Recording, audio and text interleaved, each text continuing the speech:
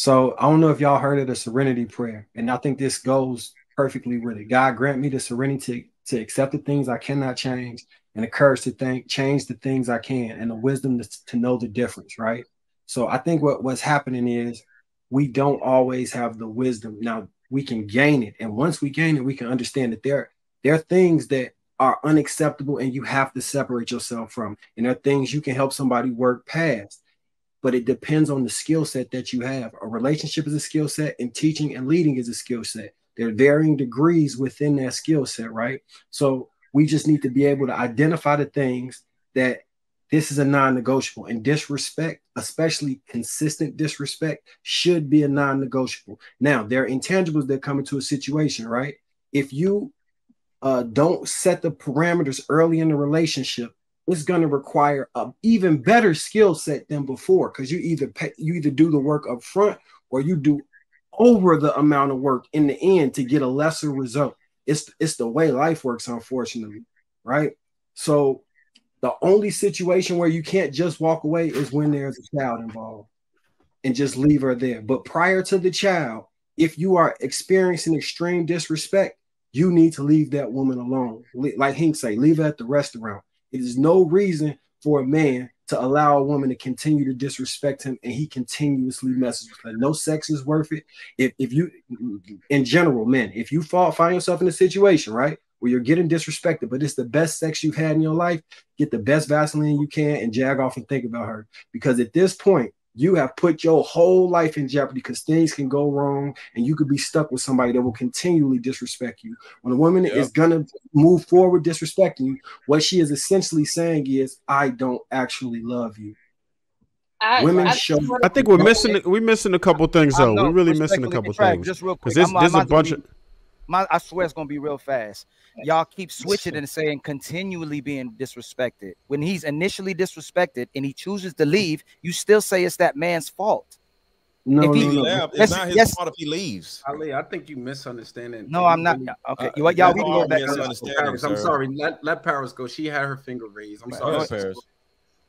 I just wanted to say that I definitely think that it's the hierarchy amongst men versus women, because the idea is that we don't tell these women these things too. We do.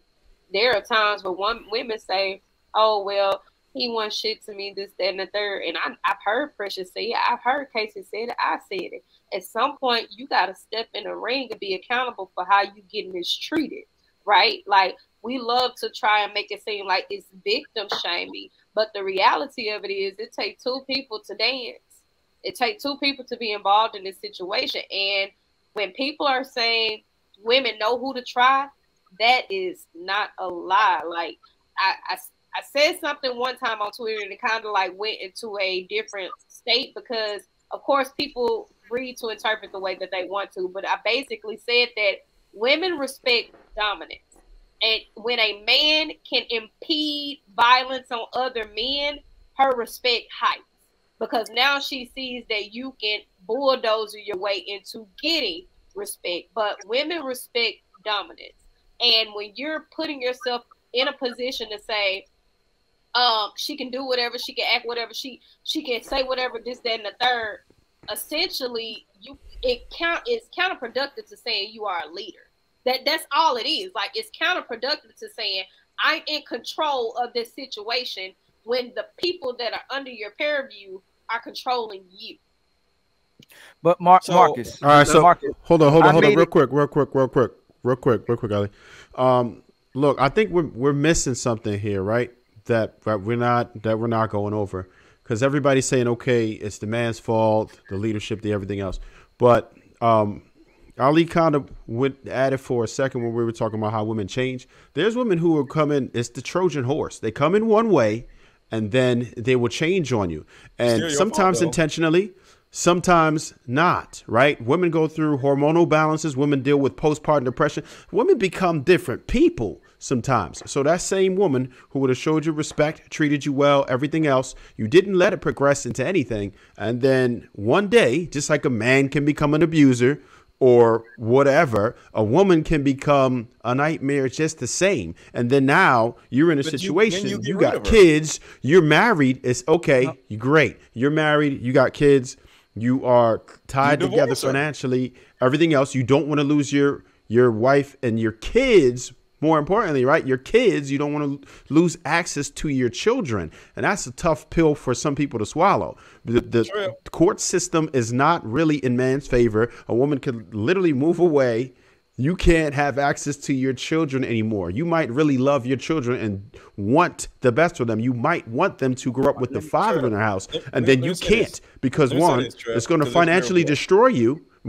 Like there's so many different ways that these women can just change on you because they're awarded the leverage after. Go ahead. I gotta stop you, Trev. A man can't do anything out of fear. Okay, you leave with the kid, whatever. If this woman is undermining your household, disrespecting you, whatever it is that you said, I don't care about wife, kids, picket fence. I don't give a damn what. If a woman is totally undermining your household, disrupting your peace, okay? At some point as a man, you got to look at yourself and say, okay, I can't live like this. And if there's no other way, you get her the hell out and just pay child support. I don't give a damn about no courts, no this and that. If I can't see my kids, oh, well, at the end of the day, I am not, and no real man, no man of leadership is not going to stay in a hellhole type of situation where a woman is undermining his authority because he's not going to be able to be himself.